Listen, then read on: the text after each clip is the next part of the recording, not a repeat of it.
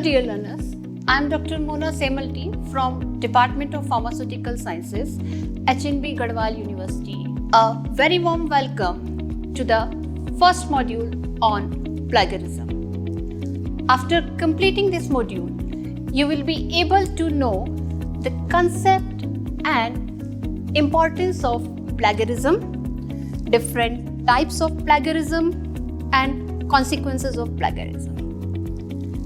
And what will be our lesson plan? Introduction and definition of plagiarism, different types of plagiarism, and few case studies regarding the same. So before we move ahead in this module, let me tell you something. Imagine that you are a good academician, having a good number of publication in good impact.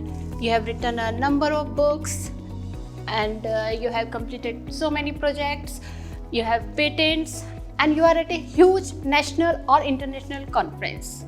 And suddenly you realize that people are talking about you.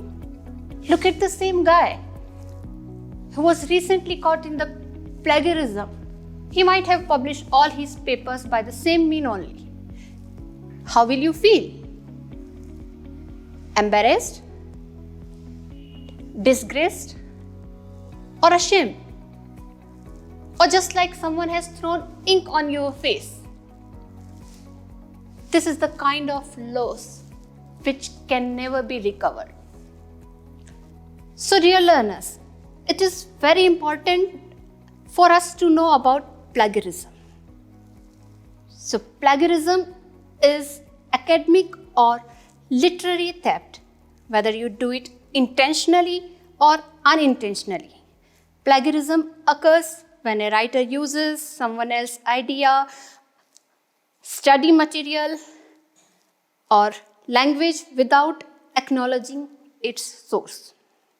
So, according to the Merriam-Webster Online Dictionary, to plagiarize means to steal and pass off as one's own, to use without crediting the source, to commit literary theft, or to present as new and original an idea or product derived from the existing source. So we should always keep two things in our mind. Firstly, we should not take or reproduce anybody's theory, idea, or any study material. Secondly, we must acknowledge the source from whatever the source may be. It is very important for student, academician, as well as for teachers to know about the concept of plagiarism, its importance, as well as its consequences.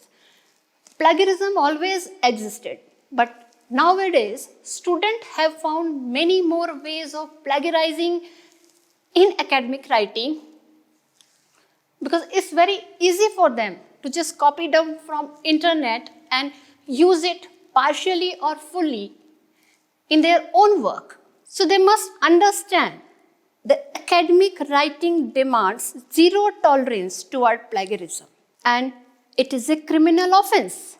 Also, it should also be well understood that there are serious consequences of plagiarism. For example, if you are a teacher, you may be suspended from the job, from the concerned designation you are working. You will not be allowed to supervise PhD students. And if you are a student, your registration as a PhD student may be cancelled.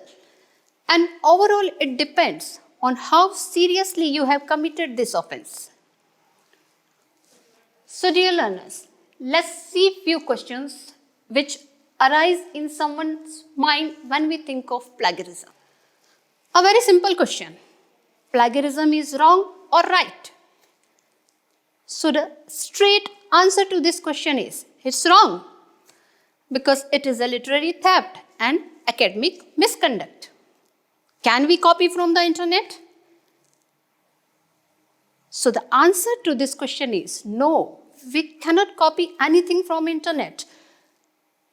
No matter whether it belongs to a book, journal, or from a web source.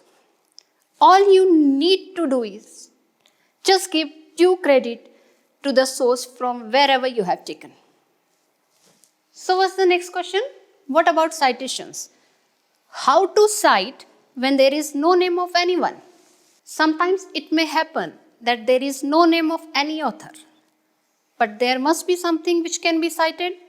You might have taken it from the web source. So you can write the URL of that web source as a reference. How to cite second reference? So first let me tell you what is secondary reference. If you find something written in textbook by citing some other reference, this is called secondary reference.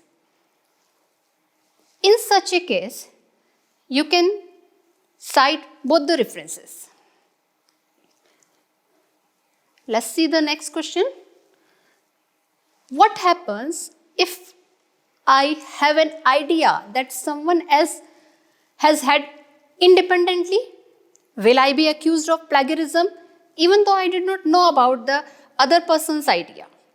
So the answer to this question is, it's very uncertain that two or more persons get the same idea at the same time. There must be something that can be differentiated. In this case, you can discuss how or how little both the ideas are different. So the last question, how to cite a thing which everyone knows? It is a matter of common knowledge. And if you are dealing with the subject-specific common knowledge, you should have at least little backup information that can be cited or that can be used as a reference. So dear learners, so far we have understood the concept of plagiarism, its importance, as well as the consequences of plagiarism.